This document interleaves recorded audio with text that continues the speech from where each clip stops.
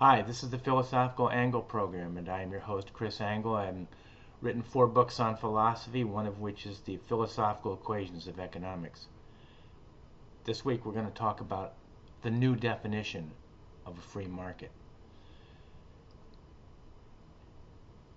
And we need to do that because when we take a look in a dictionary, such as here, I think it was from Merriam-Webster, I'm not sure, it said something like the definition of a free market: 1. An economy operating by free competition. 2. An economic market or system in which prices are based on competition among private businesses and not controlled by a government. Well, there's a problem here because in the definition of a free market, the use of the word free, appears in the definition itself. So we need to know what free here is, and it doesn't really tell us what a market is here. Let's go over here to Investopedia and what is a free market. The free market is an economic system based on supply and demand with little or no government control. It is a summary description of all voluntary exchanges that take place in a given economic environment. Free markets are characterized by a spontaneous and decentralized order of arrangements through which individuals make economic decisions. Based on its political and legal rules, a country's free market economy may range between very large or entirely black market. Again, we don't understand or we haven't been given the definition of strategic or important terms here used, such as exchange, voluntary, another word for freedom. So we need to know what freedom is. We need to know what an exchange is in order to understand what's going on here. From the Liberty of Economics and Liberty Dictionary provided by Murray Rothbard, free market is a summary term for an array of exchanges that take place in society. Each exchange is undertaken as a voluntary agreement between two people or between groups of people represented by agents. These two individuals or agents exchange two economic goods, either tangible commodities or non-tangible services. Again, we don't understand some of the, like an agreement. What's the nature of an agreement and free agreement? So we need to know what is freedom, what is an agreement, what is an exchange. Here's another dictionary from thebusinessdictionary.com, where buyers and sellers can make the deals they wish to make without any interference, except by the forces of demand and supply. A stock market comes closest to this ideal. Okay, the stock market is an example of the free market, so we don't really understand yet what is the free market. So let's begin. Let's find out what it is. Well, the definition or essence of the free market is composed of 1 dictum and 4 corollaries. Looks like I spelled corollary wrong. The first dictum of economics: life seeks that which is good for it. And that is the first dictum of all of life, including all of economics. Life always seeks that which is good for it. There are some exchanges, sometimes there is an aberration. You have suicide every once in a while, but generally life seeks that which is good for it.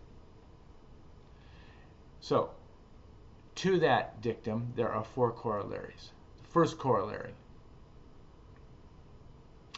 the nature of freedom and its priorities. Freedom is the construction of priorities and then the effectuation of those priorities. Aha! So what is a priority? Well, when we have a consciousness, all life has consciousness, and stimuli come to the consciousness, either exterior or interior stimuli. That from within your body comes to your consciousness. That outside of your body, the information from your environment comes to your consciousness.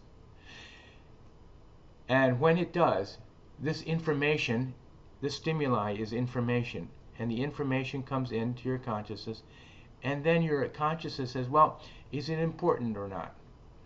So when it recognizes a piece of information that is important to itself, it attaches a priority to it. And that priority makes it, that information, a piece of knowledge. So let's take an example. One day you get up in the morning and by gosh, by golly, your stomach starts to ping.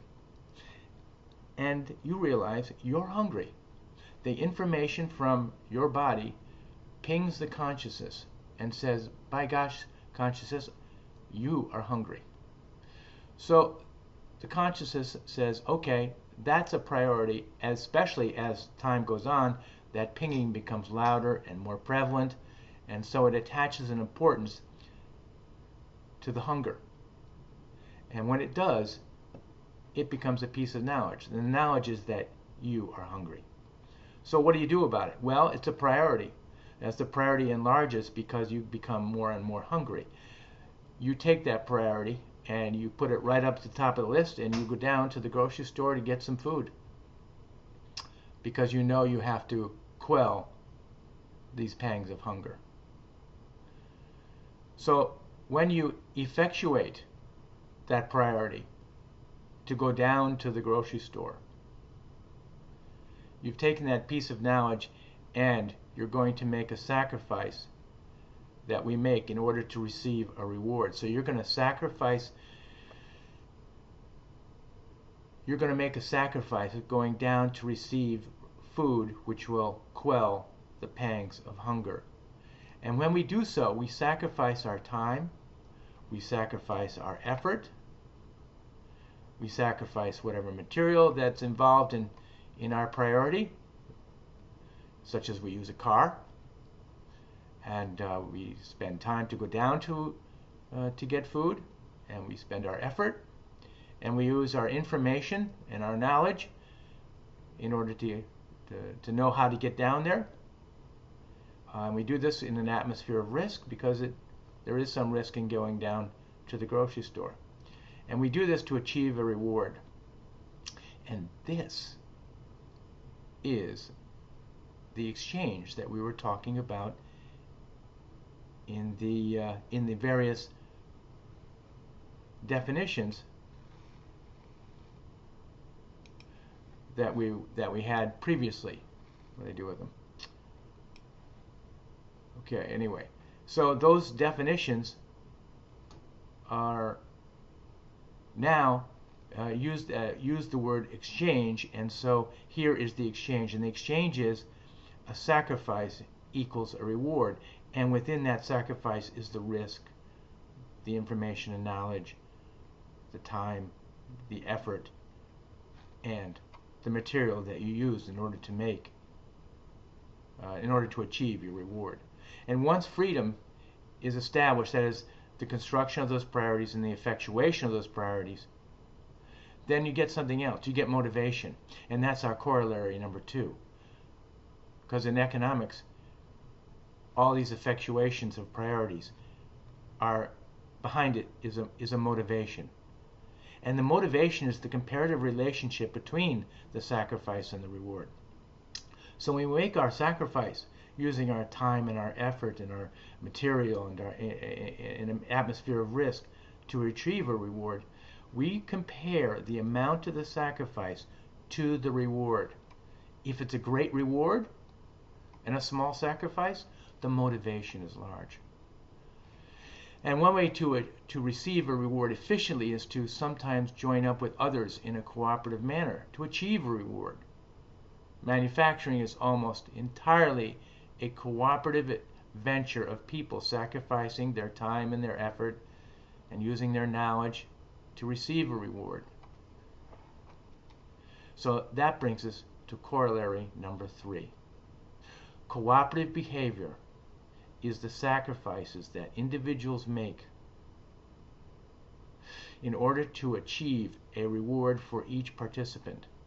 And each participant has the additional knowledge that each participant will have greater efficient goodness together than if it were to do the project alone. So when individual members of a society band together as a cooperative to produce something, such as a good or a service, they do so in realizing that the cooperative group becomes more efficient than if the individual participants were to struggle to make the same product individually alone. So in essence, when the participants realize that as a group they can produce more goodness than they could individually, and that this extra goodness accrues to the individuals themselves, the individuals decide to cooperate together because there is an incentive to do so, which is the extra goodness.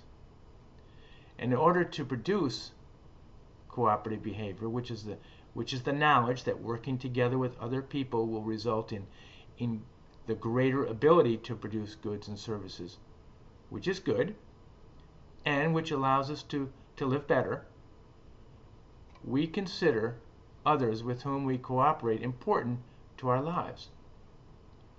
And thus, we make instruments of cooperation such as agreements, covenants, and contracts.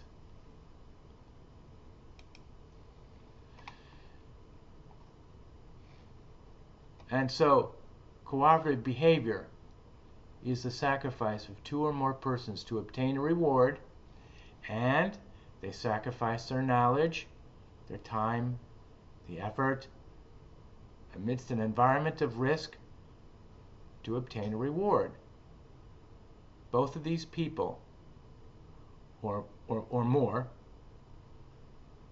together, cumulatively, will be sacrificing their time and effort and knowledge, and sometimes their material, in an atmosphere of risk to produce either goods or services. So cooperative behavior is two or more life entities adding together their time, effort, knowledge, and risk to attain that reward. And we make the sacrifices together because the common reward, to get that common reward, because the participants perceive that the reward has goodness. And we're going to sum that up in a little equation, the sacrifice, and we can make it a little equation by saying RITEM, risk, knowledge, time, effort, and material, equals the reward. And with any contract or agreement, there are rights and obligations. There is a right to receive something in any agreement, and there's an obligation to give something. And it exists for each party involved. So, for example, if you're in a store and you go to the cash register, the clerk there, and you've got something you want to buy, your obligation is to give the price of the object that you want to buy to the cashier, and it is your right to receive that object. And across from you is the cashier, whose obligation is to give you that object that you wish to purchase, and their right is to receive your money. So in any contract, you have participant A has an obligation and a right, and participant B and all others have their individual obligations and rights that they have to perform in order to consummate any contract. And now this brings us to corollary number 4 in our quest to find an essence for the free market enterprise. And that is competition. Remember, in our original definition, some of them included competition. And competition is the convergence and divergence of the priorities by two or more entities. And this divergence of priorities is the law of differentiation. Divergence from the market priorities fulfilling new demand to deliver new goodness. All life knows that direct competition is inimical to one's health, so it attempts to diverge away through differentiation. So you can see this in any store that you go into. You go into the toothpaste counter at your local pharmacy, and you can see that many different types of toothpaste compete for your attention, for you to buy their particular product. But at the same time, those companies that produce all that toothpaste, they try to differentiate their product and make it a little bit different from others that are competing with them. They might make it less expensive. They might add some ingredients that make it taste good. They might say, well, this is a higher quality. And each of these attempts is a divergence away from direct competition. So you have both a convergence of priorities, that is, the selling toothpaste, but at the same time you have a divergence away from selling of your toothpaste by differentiation.